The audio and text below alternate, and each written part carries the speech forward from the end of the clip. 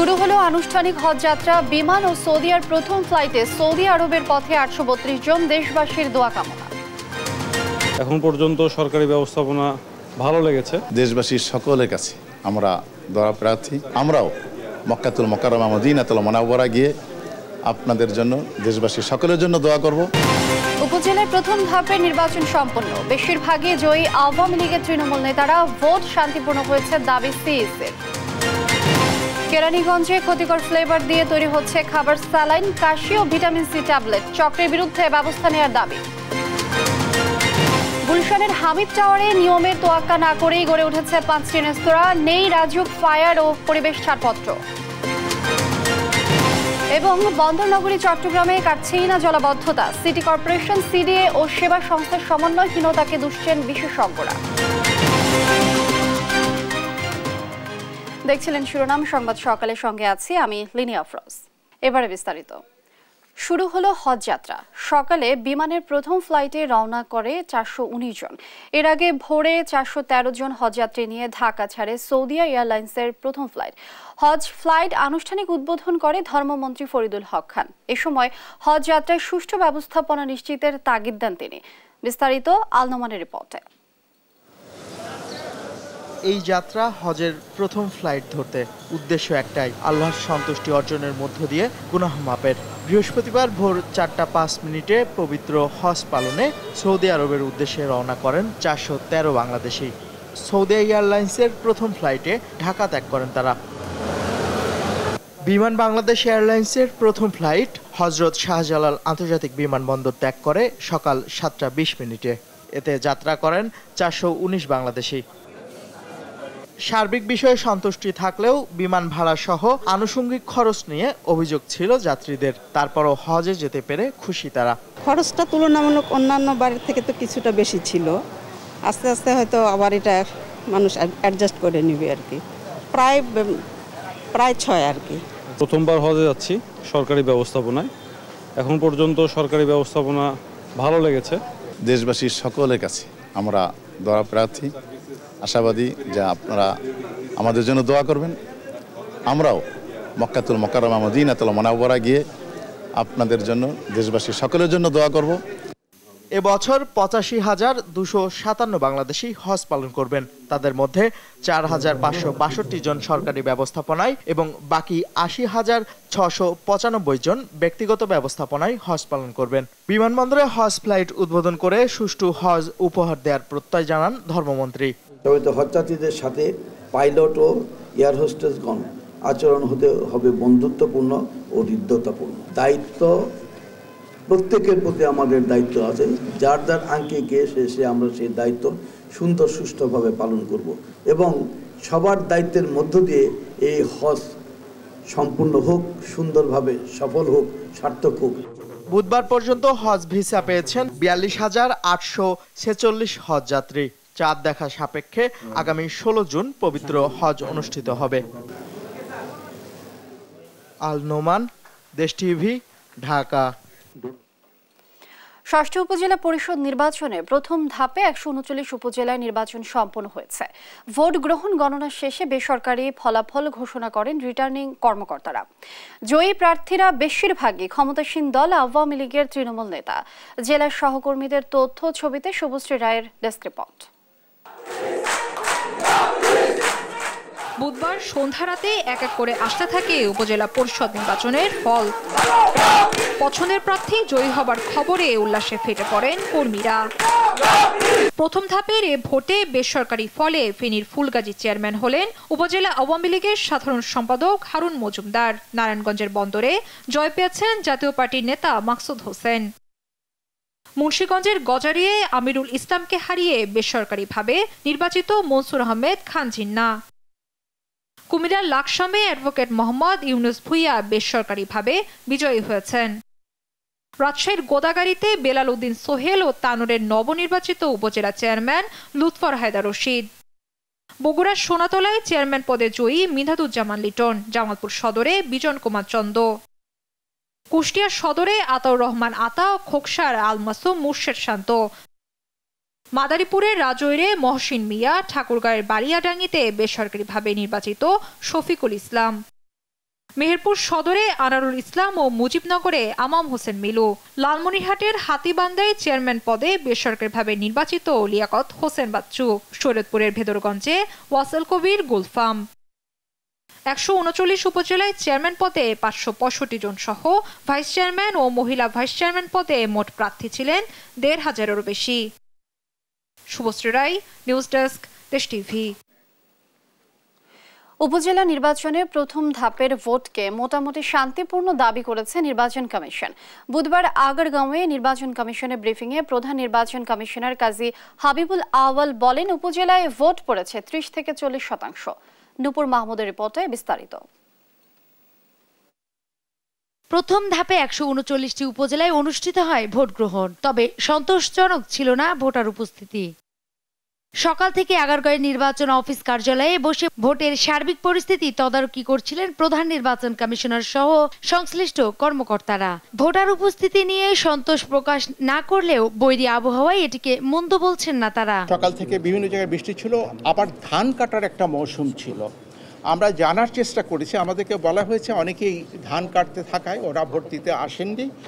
আর তাছাড়া সকালে বেশ কিছু জায়গায় বেশ ঝড় বৃষ্টি হয়েছে, এটা একটা কারণ হতে পারে। দেশের 34টি স্থানে সংঘর্ষের ঘটনা ঘটলেও এটিকে বিক্ষিপ্ত ঘটনা বলছেন তিনি। তার দাবি, ভোটের সার্বিক পরিস্থিতি শান্তিপূর্ণ ছিল। সীমিত পর্যায়ে কিছু অনিয়ম হয়েছে, যে কারণে আমরা তাৎক্ষণিকভাবে পদক্ষেপ নিয়েছি। আর 2টি কেন্দ্রের ভোট বন্ধ করে স্থগিত করে দেওয়া হয়েছে। আর আমাদের দায়িত্ব পালনের ক্ষেত্রে প্রশাসন, পুলিশ, আইন শৃঙ্খলা রক্ষাকারী বাহিনী যথেষ্ট সতর্ক ছিলেন এবং দায়িত্ব পালনে তৎপর ছিলেন এবং তাদের পেশাদারিত্বের সাথে তারা দায়িত্ব পালন করেছেন এবং সে কারণেও আইন শৃঙ্খলা পরিস্থিতি যথেষ্ট ভালোই ছিল। আমি বল নির্বাচনী কর্মকাণ্ড চলাকালীন কোনো বিশৃঙ্খল পরিস্থিতি সৃষ্টি যেন না হয়, সেজন্য সর্বোচ্চ নিরাপত্তা ব্যবস্থা কার্যকর থাকবে বলেও জানান তিনি। নূপুর মাহমুদ, দেশ টিভি, ঢাকা। প্রাণহানি ছাড়াই প্রথম ধাপে 139 উপজেলা পরিষদে শান্তিপূর্ণ ভোট সম্পন্ন হয়েছে উল্লেখ করে আওয়ামী লীগ সাধারণ সম্পাদক ওবায়দুল কাদের বলেছেন, ভোটার উপস্থিতি সন্তোষজনক। রাতে রাজধানীর ধানমন্ডিতে আওয়ামী লীগ সভাপতির রাজনৈতিক কার্যালয়ে সংবাদ সম্মেলনে একথা বলেন তিনি। তৌফিক মাহমুদ মোনার রিপোর্ট, জানাচ্ছেন আহাদ চৌধুরী। বুধবার প্রথম ধাপে 139 উপজেলা পরিষদের ভোট গ্রহণ চলে। ভোটের সার্বিক চিত্র নিয়ে রাতে রাজধানী ধানমন্ডিতে আওয়ামী লীগ সভানেত্রীর কার্যালয়ে এই সংবাদ সম্মেলন। কোনো প্রাণহানি ছাড়াই শান্তিপূর্ণ এই ভোট সম্পন্ন হয়েছে উল্লেখ করে আওয়ামী লীগ সাধারণ সম্পাদক ওবায়দুল কাদের বলেছেন, ভোটার উপস্থিতি সন্তোষজনক। এই নির্বাচনে প্রথম পর্যায়ে বাংলাদেশে কোথাও কোনো ক্যাজুয়ালিটি নেই, প্রাণহানির কোনো ঘটনা নেই এবং কিছু জায়গায় ছোটোখাটো বিক্ষিপ্ত কিছু ঘটনা ঘটেছে। ভোটার উপস্থিতি নির্বাচন কমিশন সর্বশেষ যেটা বলেছে 30 থেকে 40%, সেটা আমি মনে করি এই পরিস্থিতিতে সন্তোষজনক। উপজেলা নির্বাচন নিয়ে বিএনপির বক্তব্যকে হাস্যকর ও পাগলের প্রলাপ বলেও আখ্যায়িত করেন তিনি। বিএনপির নেতারাও অনেক ইলেকশন করছে, বিএনপি তাদেরকে বহিষ্কার করেও তো নির্বাচন থেকে দূরে সরে রাখতে পারে। স্থানীয় প্রয়োজনে স্থানীয় সরকারে বিরত রাখা, নিবৃত্ত রাখা খুব কঠিন। ওবায়দুল কাদের বলেন, বহিষ্কার করেও অনেক নেতাকে ভোট থেকে দূরে রাখতে পারেনি BNP. Thank you. Ahad Chowdhury, Desh TV, Dhaka. 7 জানুয়ারির মতো উপজেলা নির্বাচনও দেশের মানুষ বর্জন করেছে, এমন মন্তব্য করেছেন বিএনপির স্থায়ী কমিটির সদস্য ডক্টর আব্দুল মঈন খান। স্থায়ী কমিটির আরেক সদস্য নজরুল ইসলাম খানের দাবি, আওয়ামী লীগ সরকারের অধীনে জাতীয় স্থানীয় কোনো নির্বাচনই সুষ্ঠু হবে না। বিস্তারিত সাইফুল রিপনের প্রতিবেদনে।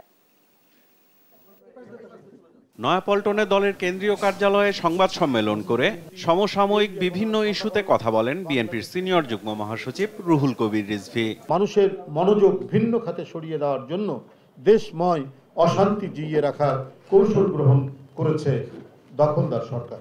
অভিযোগ করেন, উপজেলা নির্বাচনে মন্ত্রী এমপিদের স্বজন ছাড়া অন্য কারো নির্বাচিত হওয়ার সুযোগ নেই। সীমান্তে বিএসএফ এর গুলিতে 2 বাংলাদেশি নাগরিক হত্যার ঘটনার তীব্র নিন্দা জানিয়ে সমালোচনা করেন সরকারের। আওয়ামী প্রতারণার ফাঁদে পা না দিয়ে দেশের ভোটারগণ সর্বান্তকরণে উপজেলা নির্বাচন প্রত্যাখ্যান করছে এবং আরও যে 3 দফা পরবর্তীতে আছে সেই 3 দফা নির্বাচনে জনগণ ভোটাররা কেউ যাবে না। ভারত যেন এখন সরাসরি রক্তাক্ত আগ্রাসন চালাচ্ছে বাংলাদেশে, আর এটি সম্ভব হয়েছে ডামি সরকারের আত্মা বিক্রি করার জন্য, নতজানু নীতির জন্য। তাদের সকল অন্যায়, তাদের সকল আগ্রাসন, তাদের রক্তপাত আমাদের সীমান্তে, এগুলো কোনো ম্যাটার করে না তাদের কাছে। বিকেলে বিএনপির প্রয়াত নেতা নাসির উদ্দিন পিন্টুর নবম মৃত্যুবার্ষিকী উপলক্ষে নয়াপল্টনে আয়োজিত স্মরণ সভায় উপজেলা নির্বাচন নিয়ে কথা বলেন বিএনপির স্থায়ী কমিটির সদস্য নজরুল ইসলাম খান। নতুন করে আর প্রমাণের দরকার আছে? নাই, দেশে বিদেশে কারো কাছেই নাই। সবাই বিশ্বাস করে যে সরকার ক্ষমতায় থাকলে সুষ্ঠু নির্বাচন না জাতীয় পর্যায়ে হবে না স্থানীয় পর্যায়ে হবে, কোনোখানে হবে না। রাজধানীর ডিআরইউতে আলাদা এক আলোচনা সভায় দেশের মানুষ উপজেলা নির্বাচন বর্জন করেছে দাবি করে জনগণের প্রতি সালাম জানান বিএনপির স্থায়ী কমিটির আরেক সদস্য ডক্টর আব্দুল মঈন খান। যখন থেকে ভোট শুরু হয়েছে তারপর থেকে আমরা ছবি নিয়েছি, দেখেছি ভোট কেন্দ্রে একজন ভোটারও নাই আমার নিজের নির্বাচনী এলাকা। ঠিক 7ই জানুয়ারির মতো আমি বাংলাদেশের গণতন্ত্র সচেতন মানুষের প্রতি শ্রদ্ধা জানিয়ে আমি আজকে আবার সেলিব্রেট করি। বন্দুকের জোরে ক্ষমতায় টিকে থাকা সরকার আকাশ কুসুম কল্পনায় মগ্ন বলেও মন্তব্য করেন বিএনপির এই নীতি নির্ধারক। আকাশ কুসুম কল্পনা তৈরি করেছে কিভাবে? গণতন্ত্রের শক্তিতে নয়, মানুষের ভোটের শক্তিতে নয়, বন্দুকের জোরে। সাইফুল রিপন, দেশ টিভি, ঢাকা। সংবাদ সকালে আরো থাকছে। পদ্মার ওপারে জেলাগুলোর সঙ্গে ঢাকার যোগাযোগে বিপ্লব ঘটিয়েছে রেল বিভাগ। বাড়তি ভাড়া আর গুরুত্বপূর্ণ এলাকায় স্টপেজ না দেয় অসন্তোষ। বাজারে উঠতে শুরু করেছে হাওরের ধান। হবিগঞ্জ থেকে ধানের বাজার পরিস্থিতি জানাতে সরাসরি যুক্ত হচ্ছে সহকর্মী আমির হামজা। হামজা, বাজারে ধানের সরবরাহ কেমন দেখছেন? দাম নিয়ে কি বলছেন চাষিরা? আলিনিয়া, আসলে চলতি বছর হবিগঞ্জে 1,23,000-এর বেশি হেক্টর জমিতে আসলে ধান উৎপাদন হয়েছে এবং এই 1,23,000-এর বেশি হেক্টর জমিতে কিন্তু আসলে বাম্পার ফলন হয়েছে ধানের। আসলে তবে এখন এসে ধান কেটে বিক্রির সময় কিন্তু কৃষকরা হতাশ এবং ক্ষোভ প্রকাশ করেছেন। কারণ হচ্ছে যারা প্রথম থেকেই ধান বিক্রি করেছেন বৈশাখের শুরুতে, তারা কিন্তু আসলে 770 থেকে 780 টাকা হচ্ছে কাঁচা ধান এবং যে শুকনো ধান বিক্রি করতে হয়েছে 900 থেকে 920 টাকা কেজিতে, আসলে মন হিসেবে। এবং একই ধান অর্থাৎ শুকনো ধান আবার গত 7 তারিখ থেকে কিন্তু সরকার কিনছে 1280 টাকা মন, অর্থাৎ সরকারের কাছে একটি দাম এবং পাইকার বা ফরিয়াদের কাছে আরেকটি দাম। এই যে সরকার এবং ফরিয়াদের কাছে ভিন্ন দাম, এর কারণে কিন্তু আসলে কৃষকরা বলছেন যে আসলে তাদের যে ধান, নিজের ফলানো ধান, আসলে তারা দাম নির্ধারণ করতে পারে না। এই দামটি নির্ধারণ করে পাইকার অথবা ফরিয়ারা। এই আসলে এবং এই লাভটি কিন্তু আসলে ফরিয়া অথবা কৃষকরা কিন্তু পায় না, যে কারণে আসলে কৃষকরা খুব প্রকাশ করেছেন। প্রায় 400 টাকা বা 300 টাকার একটি গ্যাপ কিন্তু এখানে থেকে যায়। আসলে এই বিষয়টি নিয়ে কিন্তু কৃষকরা খুব প্রকাশ করেছেন। তারা বলছেন যে আগামী বছর থেকে সরকার যাতে তাদের যে ধান, সেই ধানের মূল্য যাতে সরকার নির্ধারণ করে দেয়, যাতে কোনো ফরিয়া বা যে কোনো পাইকার এই ধানটি নির্ধারণ করতে না পারে। তো আসলে এখন পর্যন্ত বাজারে কিন্তু আসলে যে পাইকারি ধান, অর্থাৎ বাজারে কিন্তু ধান কিন্তু এখন সরবরাহ রয়েছে এবং কৃষকরা কিন্তু শুধুমাত্র তাদের যে দাম, সেই দাম কিন্তু এখন বর্তমান অবস্থায় 920 টাকা মন শুকনো ধান বিক্রি করছেন এবং 820 টাকা মন বর্তমান অবস্থায় যেটি কাঁচা ধান, যদিও কাঁচা ধান খুব একটা বেশি আর হাওরে নেই, সেই ধান কিন্তু বিক্রি হচ্ছে। লিনিয়া। হামজা, অসংখ্য ধন্যবাদ আপনাকে। দর্শক, হবিগঞ্জ থেকে ধানের বাজার পরিস্থিতি জানছিলাম সহকর্মী হামজার কাছ থেকে। আপনি যে স্যালাইন খাচ্ছেন সেটি আসল তো নাকি পুরোই ভেজাল? কেরানীগঞ্জের গোপন কারখানায় চিনি, কেমিক্যাল, ফ্লেভার আর লবণ দিয়ে ব্র্যান্ডের মোড়কে তথাকথিত স্যালাইন বানাচ্ছে জালিয়াত চক্র। আর কাশির জন্য বিদেশি মনে করে যে ট্যাবলেট খাচ্ছেন সেটিও ভেজাল। আর অনুমোদন ছাড়া তৈরি হচ্ছে কমলা লেবুর ট্যাবলেটও। বিশেষজ্ঞরা বলছেন এইসব খাদ্য জালিয়াতকারীদের কঠোর শাস্তির আওতায় আনা উচিত। সজীব রহমানের ছবিতে অনুসন্ধান করেছেন ফখরুল ইসলাম। রোগীদের পাথেও এই টেস্টি স্যালাইন তৈরি দেখে ভুল করে আসল ভাববেন অনেকেই। এটি হুবহু নকল বানাচ্ছে কেরানীগঞ্জের গোপন কারখানায়। নানান কেমিক্যাল, ফ্লেভার আর চিনি, লবণ প্রক্রিয়াজাত করে তথাকথিত টেস্টি স্যালাইন বানাচ্ছে অসাধু চক্র। শুধু টেস্টি স্যালাইনই নয়, ওর স্যালাইনও বানাচ্ছে কারখানাটি। এই স্যালাইনই ছড়িয়ে দেওয়া হচ্ছে সারা দেশে। টেস্টি স্যালাইন নামে এক নামে সবাই চেনে, এই জন্য আমরা টেস্টি স্যালাইন নামটা দিয়ে দিচ্ছি, যাতে মার্কেটে সবাই এক নামে পরিচিত ছিল। এই গরমের জন্য শুধু টেস্টি স্যালাইনটা বানাচ্ছি। এখানে দেওয়া হচ্ছে আপনার লবণ, চিনি, অ্যারোসিল পাউডার আর সাইট্রিক অ্যাসিড। কেরানীগঞ্জের কারখানাটিতে বিদেশি ব্র্যান্ড নকল করে বানাচ্ছে কাপ10 চকলেট। নোংরা ফ্লোরে যাচ্ছে তাই ভাবে তৈরি হচ্ছে এই চকলেট। পরে খোলা হাতে মানের বালাই ছাড়াই প্যাকেটজাতে ব্যস্ত কর্মীরা। রোগীর পাথেও এ পণ্যটি বানালেও কারখানাটিতে নেই কোনো ল্যাব, কেমিস্ট, কিছুই। নামে মাত্র কেমিক্যাল, ফ্লেভার, গ্লুকোজ শিরার সঙ্গে পাউডার মিশিয়ে বানানো হয়েছে এই কাশির চকলেট। ইন্ডিয়াতে ভালো ডেয়াকি নামে কাপ চকলেট বানাইতেছে, চিনি দিয়া, কেমিক্যাল দিয়া কাপ চকলেট বানায়। কমলা লেবুর ছবি দেখে এই ভিটাসি চকলেট খাবেন যে কেউ, অথচ কারখানার কোথাও কমলা লেবু বা রসদের ছিটে ফোটাও নেই। কিন্তু কয়েকশো কার্টুন ভর্তি এই ভিটাসি ট্যাবলেট তৈরি করে রেখেছে কারখানাটি। এই ট্যাবলেটই ছড়িয়ে দেওয়া হয় সারা দেশে, আর ভোক্তারা না জেনে বুঝেই খাবেন। বিশেষজ্ঞরা বলছেন এমন নকল ভেজালের আগ্রাসনে স্বাস্থ্য ঝুঁকিতে পড়ছে সাধারণ ভোক্তা। শিশু খাদ্য বানাচ্ছে, নোংরা তেলাপোকা যাইতেছে, হাঁটতেছে বা পায়ে দিয়া করতেছে। সরকারের লোকজন তো সেভাবে ওইগুলিতে যায় না। তারা ওইখানে যায় না কেন? তারা জানে আর কি, আল্লাহ জানে তাদের আর কি। তারা কিন্তু এই কাজটা করতে পারতো, নিরাপদ খাদ্য করতে করতে কাজটা এইটাই, তাই না? নিরাপদ পণ্য আপনাকে দিবে। আমাদের যে কিডনি ড্যামেজের যে ব্যাপারটা হচ্ছে আর কি, এটা কিন্তু শুধুমাত্র ভেজালের উপর হইতেছে।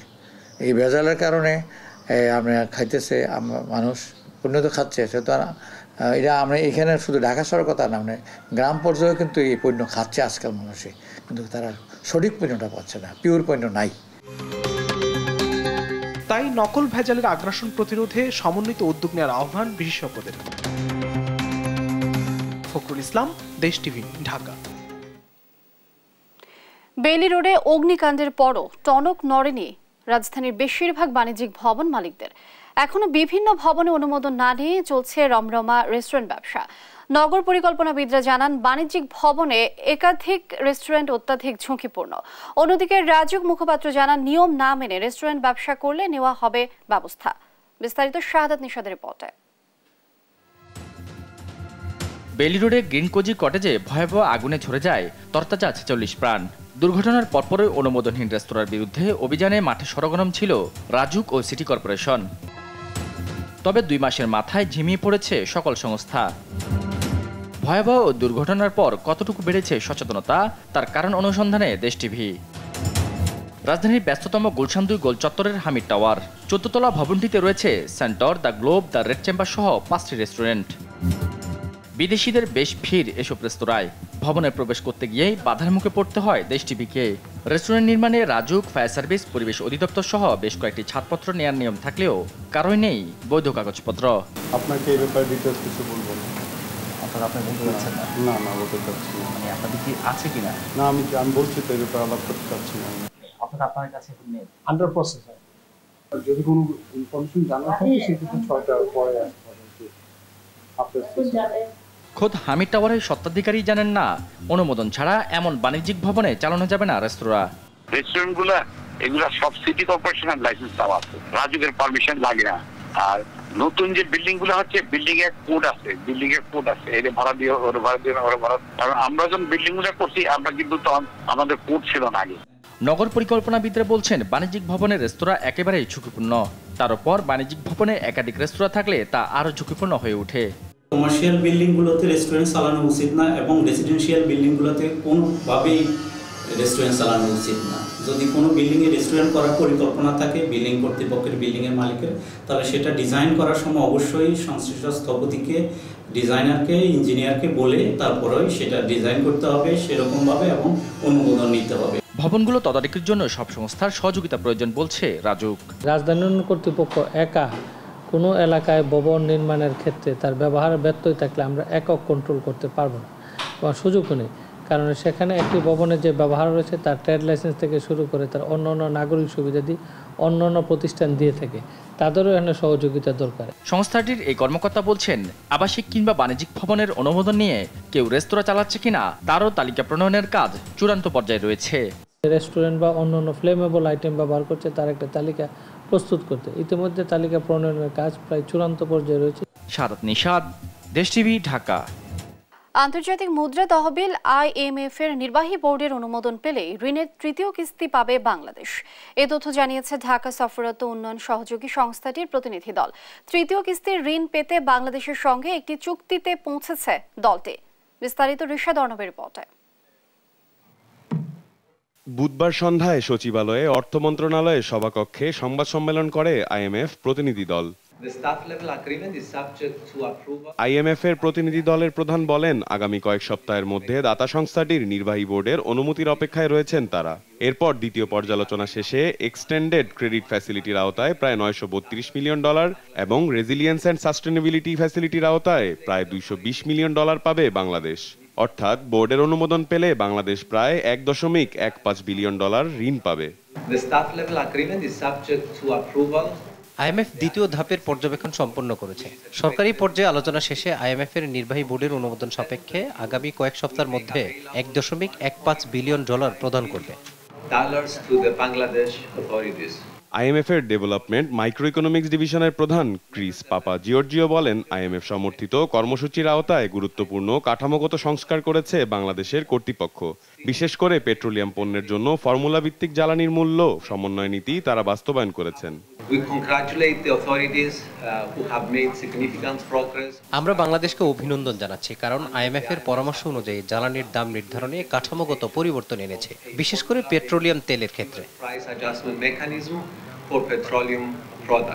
মূল্যস্ফীতি সহ নানা সমস্যা থাকা সত্ত্বেও বিনিময় হার পুনর্বিন্যাসে বাংলাদেশ ব্যাংক যেসব পদক্ষেপ নিয়েছে সেগুলোকে স্বাগত জানিয়েছে IMF। ঋষাদ অর্ণব, দেশ টিভি, ঢাকা। এদিকে অর্থ প্রতিমন্ত্রী ওয়াসিকা আয়েশা খান বলেছেন, IMF এর তৃতীয় কিস্তির ঋণ পাওয়ার ব্যাপারে কোনো শঙ্কা নেই।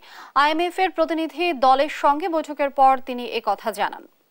বুধবার সচিবালয়ে অর্থ প্রতিমন্ত্রীর সঙ্গে বৈঠক করেন ঢাকা সফররত আন্তর্জাতিক মুদ্রা তহবিল IMF এর প্রতিনিধি দল। প্রায় 1.25 ঘন্টার বৈঠক শেষে প্রতিমন্ত্রী বলেন, নতুন করে মুদ্রাস্ফীতি নিয়ন্ত্রণ, রাজস্ব আয় বাড়ানো, সুদ হারের বিষয়টি নিয়ে পরামর্শ দিয়েছে IMF। সংস্থাটির দেয়া 10টি শর্তের মধ্যে 9টি পূরণ করেছে বাংলাদেশ। ফলে জুনে ঋণের তৃতীয় কিস্তির টাকা রিজার্ভে যোগ হতে পারে। আমি তো করের হার বৃদ্ধি আর করের আওতা বাড়ানো, IMF কর আদায়ের উপর জোর দিয়েছে এবং কর আদায় বৃদ্ধিতে জোর দিয়েছে, এবং কর আদায় বৃদ্ধির মানে কর আদায়ের পরিসর বৃদ্ধিতে দুই পক্ষ, আমরা এবং IMF আমরা কিন্তু একমত, কর আদায়ের পরিসর বৃদ্ধি করা জরুরি। আশা করছি খুবই মানে পজিটিভলি আশা করছি যে বোর্ডে অনুমোদনের পর IMF খুব দ্রুত পরবর্তী কিস্তির টাকাটা ছাড় করবে। একটু ভারী বৃষ্টিতে চট্টগ্রাম পরিণত হয় জলাবদ্ধ নগরীতে। ভোগান্তিতে পড়েন নগরবাসী। এর পেছনে সিটি কর্পোরেশন, CDA ও সেবা সংস্থাগুলোর অপরিকল্পিত উন্নয়ন কাজকেই দায়ী করছেন নগর পরিকল্পনাবিদরা। পরিস্থিতি উত্তরণে সেবা সংস্থাগুলোকে সমন্বয় করে কাজ করার পরামর্শ দেন তারা। সহকর্মী AKM নাজিমের রিপোর্ট, জানাচ্ছেন দেবাশ্রী বড়ুয়া। ভারী বৃষ্টি হলেই কৃত্রিম নদীতে পরিণত হয় চট্টগ্রামের সড়কগুলো। বর্ষা মৌসুমে জলাবদ্ধতা যেন নগরবাসীর নিত্যসঙ্গী। গত সোমবার দুপুরের পর থেকে শুরু হওয়া বৃষ্টিতে জলাবদ্ধতার সৃষ্টি হয়েছে। বৃষ্টি শুরুর ঘণ্টাখানেকের মধ্যেই পানিতে তলিয়ে যায় নগরীর বাকলিয়া, চকবাজার, চাঁদগাঁও, আগ্রাবাদ ও রিয়াজউদ্দিন বাজার সহ নির্মাঞ্চল। জলাবদ্ধতার অভিশাপ থেকে নগরবাসীকে মুক্তি দিতে সরকার একের পর এক বড় বড় প্রকল্প হাতে নিলেও কিছুতেই নিরসন হচ্ছে না এই সমস্যার। হালকা একটু ব্যাগের মতো সর্দি দিলে যেমন ফাঁসে দিলে সর্দি পড়ে, সেরকম বৃষ্টি হলেই জলমগ্ন হয়ে যায়। নালাগুলো যদি ঠিক মতো পরিষ্কার করতো তাহলে আপনার পানিগুলা ঠিকভাবে চলে যেত। চট্টগ্রাম শহরে বসবাসরত সমস্ত মানুষই দায়ী, সবচেয়ে বড় দায়ী হচ্ছে এই চট্টগ্রাম শহরের যারা পালনকর্তা। নগর পরিকল্পনাবিদরা বলছেন, এমন জনদুর্ভোগের অন্যতম কারণ সিটি কর্পোরেশন, গ্যাস, পানি ও সিডিএর উন্নয়ন প্রকল্প সহ সেবা সংস্থাগুলোর সমন্বয়হীনতা। এতে অপরিকল্পিতভাবে চলে শহরের বিভিন্ন সড়কের খোঁড়াখুড়ি। জনদুর্ভোগকে প্রাধান্য দিয়ে সবার সমন্বিত কর্মপরিকল্পনা ঠিক করার তাগিদ দেন এই নগরবিদ।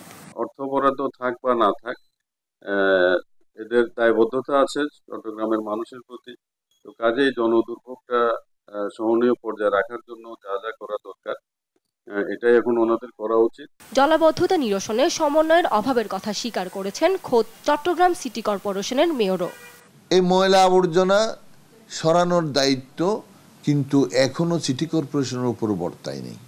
তবু আমরা কিন্তু এগুলো পরিষ্কার অনেকাংশে করি। কেন বর্তায় নাই? যতক্ষণ পর্যন্ত প্রজেক্ট শেষ না হবে ততক্ষণ পর্যন্ত ওই প্রজেক্টের মেইনটেন্যান্সের সমস্ত দায় দায়িত্ব ওই সংস্থার। সিডিএ জানায় 2017 সালে জলাবদ্ধতা নিরসন প্রকল্পের প্রাথমিক কাজ শুরু হয়। প্রকল্পের মেয়াদ 2 দফা বাড়িয়ে 2023 সালের জুন পর্যন্ত নির্ধারণ করা হয়। এই সময়ে কাজ শেষ হয়েছে প্রত্যাশার চেয়ে অনেক কম। আরেক দফা বাড়িয়ে নির্ধারণ করা হয় 2026 সালের জুন পর্যন্ত। নিউজ ডেস্ক, দেশ টিভি। সংবাদ সকালে আরো যা থাকছে। জিম্বাবুয়ের বিপক্ষে শেষ 2 ম্যাচের জন্য 15 সদস্যের বাংলাদেশ দল ঘোষণা। দলে ফিরলেন সাকিব, সৌম্য ও মোস্তাফিজ।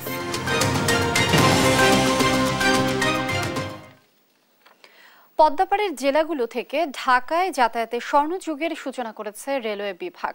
তবে ভাড়া বেশি হওয়ায় অসন্তোষ রয়েছে যাত্রীদের মধ্যে। এদিকে ফরিদপুরের মতো গুরুত্বপূর্ণ শহর সহ বেশ কয়েকটি স্টেশনে লোকাল কমিউটার ট্রেনটির স্টপেজ না থাকায় বাড়ছে অসন্তোষ।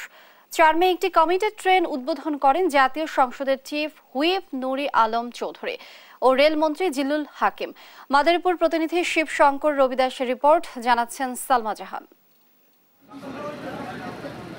মাদারীপুর শিবচরে রেলওয়ে স্টেশনে এর মধ্যেই আনুষ্ঠানিকভাবে উদ্বোধন হয়েছে ভাঙা ও চন্দনা কমিউটার ট্রেন। ভাঙা কমিউটার ট্রেনের রুট রাজবাড়ী ভাঙা রাজবাড়ী ও চন্দনা কমিউটার ট্রেনের রুট ভাঙা ঢাকা ভাঙা। এই ট্রেনে শিবচর থেকে ভাড়া 205 টাকা ও ভাঙা থেকে 215 টাকা আদায় করা হচ্ছে। ট্রেনটি নামে কমিউটার ট্রেন হলেও ভাড়া নির্ধারণ করা হয়েছে আন্তনগর ট্রেনের। পদ্মা সেতু অতিক্রমের কারণে অতিরিক্ত 140 কিলোমিটার দূরত্বের ভাড়া গুনতে হচ্ছে যাত্রীদের। ট্রেন চালু হয় খুশি হলেও ভাড়া নিয়ে সন্তুষ্ট নন যাত্রীরা। ভাড়া 205 টাকা করা হয়েছে, তো আমার মনে হয় বেশি হয়েছে। আমরা যারা স্টুডেন্ট, যারা চাকরিজীবী, তারা তো উপকৃত হবে না, কারণ ভাড়া বেশি থাকার কারণে তারা তো এভাবে যেতে পারবে না। তাদেরকে সেই বাসের ভাড়ার মধ্যে বাসে যেতে হবে। মাসে যদি 2 থেকে 3 হাজার টাকার মধ্যে থাকে তাহলে মানে সবচেয়ে বেশি উপকৃত হবে। এদিকে রেল দুটিতে কৃষিপণ্য সহ মালামাল পরিবহনের সুযোগ করে দেওয়ার দাবি করছে কৃষক ও ব্যবসায়ীরা।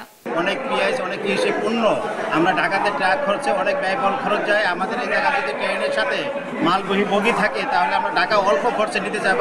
মালবাহী ট্রেনের বগি যদি সংযুক্ত করা হয় তাহলে আমরা যারা এই দক্ষিণবঙ্গের ব্যবসায়ী আছে তাদের ব্যবসায়ী আরও চাঙ্গা হবে। এ ধরনের ট্রেন চালু হয় খুশি পদ্মাপাড়ের জনপ্রতিনিধিরাও। ঢাকায় যে অফিস করার সুযোগ দিলে শিবচরের বাইরের লোকজনও শিবচরে বসবাস করবে এবং আমরা চাই আস্তে আস্তে রাজধানীর চাপটা যেন সারা বাংলাদেশে এইভাবে মাননীয় মন্ত্রী যদি চারিদিকে ব্যবস্থা করে তাহলে ইনশাল্লাহ যে ঢাকা শহরে অনেক সমস্যা আমাদের সমাধান হবে। পদ্মাপাড়ের যাত্রীদের সুবিধার কথা ভেবে ট্রেনের টিকিট মূল্য কমিয়ে আনার দাবি স্থানীয়দের। নিউজ ডেস্ক, দেশ টিভি। কোরবানির ঈদ সামনে রেখে নাটোরে গরু মোটাতাজাকরণে ব্যস্ততা বেড়েছে খামারিদের। এবারে জেলায় পশু উৎপাদন হয়েছে 4 লাখেরও বেশি। তবে এইসব গবাদি পশুর যত্ন ও মোটাতাজাকরণে প্রাণী সম্পদ বিভাগ থেকে পর্যাপ্ত সহযোগিতা না পাওয়ার অভিযোগ করেন খামারিরা। সহকর্মী তারিকুল হাসানের তথ্য ছবিতে আপন অপুর ডেস্ক রিপোর্ট। নাটোর বগুড়া মহাসড়কের পাশেই ড্রিমল্যান্ড অ্যাগ্রো ফার্ম। বিশাল ছাউনির নিচে বেড়ে উঠছে সাইওয়াল, রাজস্থানী, নেপালি ও দেশীয় শঙ্কর সহ বিভিন্ন জাতের গরু। শুধু এ খামারই নয়, এমন ছোট বড় 18,000 খামারে গরু পালন হচ্ছে কোরবানি ঈদকে টার্গেট করে। খামারিরা জানান, দেশীয় পদ্ধতিতে গমের ভুসি, চালের খুদ, খড় আর কাঁচা ঘাস খাইয়ে গরু মোটাতাজা করা হচ্ছে। প্রাকৃতিক উপায়ে লালন পালনে মাংসের স্বাদ বেশি হওয়ায় এসব গরুর চাহিদাও বেশ। গমের ভুসি, গুঁড়া, খোল, পালিশ এগুলো দিয়ে আমরা পানির সাথে মিশ্র করে খাওয়াই দিই। বিভিন্ন রকমের ঘাস, খ্যার, পোয়াল, ভুসি এগুলো দিয়ে আমরা খাবার দিই। আমাদের এখানে ফিড কিংবা ইনজেকশন এগুলা কোনো কিছু চলে না, এজন্য আমাদের গরুর উপর খুব চাহিদা মানুষের। শুধু নাটোরেই নয়, এ গরুর চাহিদা সারা দেশ জুড়ে। কোরবানিতে এসব খামারে এসে পছন্দের গরু কিনে নেন স্থানীয় ও দেশের বিভিন্ন প্রান্তের পাইকাররা। প্রাকৃতিক উপায়ে গরু মোটাতাজা করা হলেও প্রাণী সম্পদ অফিস থেকে কোনো সহযোগিতা না করার অভিযোগ খামারিদের। তাই লাভের মুখ দেখা নিয়ে রয়েছে কিছুটা শঙ্কা। সম্পূর্ণ দেশীয় খাবার, যেরকম খড়, কাঁচা ঘাস, তারপরে আপনার ভুট্টা, খেসারি, তারপরে হচ্ছে আপনার গুঁড়া, তারপরে খোল, এগুলোই আমি সাধারণত দানাদার হিসেবে দিই। পানি সম্পদ যে নামে একটা মন্ত্রণালয় আছে, সেখান থেকে আমাদের যে কোনো সহযোগিতা করা, এটা এখন পর্যন্ত আমরা পাইনি, তারা কিন্তু আমাদের কাছে আসেনি।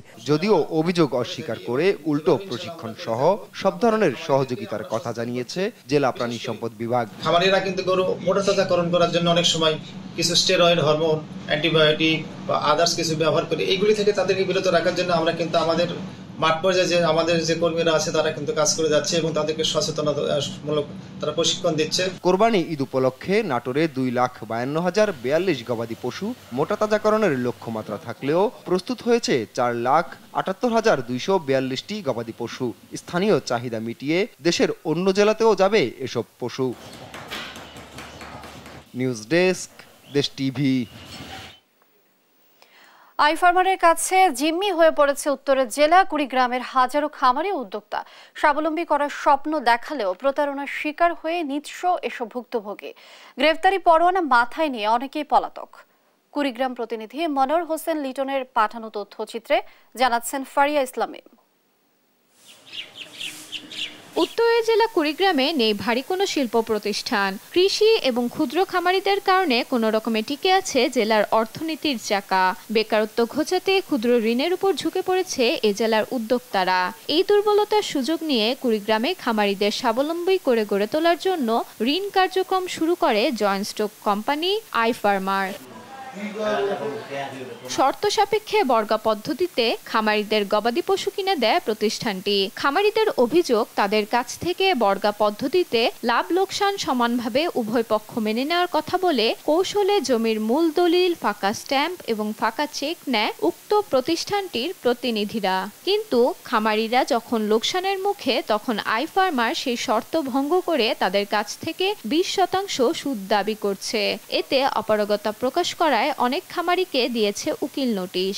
বর্গা হিসেবে লোন নিয়েছি, কিন্তু পরবর্তীতে তারা এটা বর্গা না দেখায় তারা এটা সুদ হিসেবে 20% সুদ হিসেবে আমাদের ঘাড়ে বোঝা চাপায় দেয়। এখন আমরা কি করব? আমরা তো এর মধ্যে কিছুই পানি, ফাঁকা স্টামে সই নিছে, জমির দলিল নিছে। আমার খামারের থেকে 2টা বড় গরু নিয়ে গেছে, সে খামারি গরুর হিসাবও দেয়নি, টাকাও দেয়নি। তবে আই ফার্মারের মার্কেট ফ্যাসিলিটেটর ক্যামেরার সামনে কথা বলতে নারাজ। ক্যামেরা দেখে সরে পড়েন তিনি। আপনারা অফিসে কথা বলেন, আমি এই বিষয়ে কিছু বলতে পারবো না। ভুক্তভোগী উদ্যোক্তা ও খামারিদের কাছ থেকে লিখিত অভিযোগ পেলে আই ফার্মারের বিরুদ্ধে আইনি ব্যবস্থা নেওয়া হবে বলে জানান এই কর্মকর্তা। আমরা সুনির্দিষ্টভাবে অভিযোগের সত্যতা পেলে আমরা এটা পরবর্তী আইনানুগ ব্যবস্থা গ্রহণ করার ব্যবস্থা নেব। দারিদ্র্যপীড়িত জেলা কুড়িগ্রামের ভুক্তভোগী খামারি ও উদ্যোক্তাদের উপর চাপিয়ে দেওয়া 20% সুদ মওকুফ এবং আই ফার্মারের প্রতারণা থেকে মুক্তি চায় এসব পরিবার। নিউজ ডেস্ক, দেশ টিভি।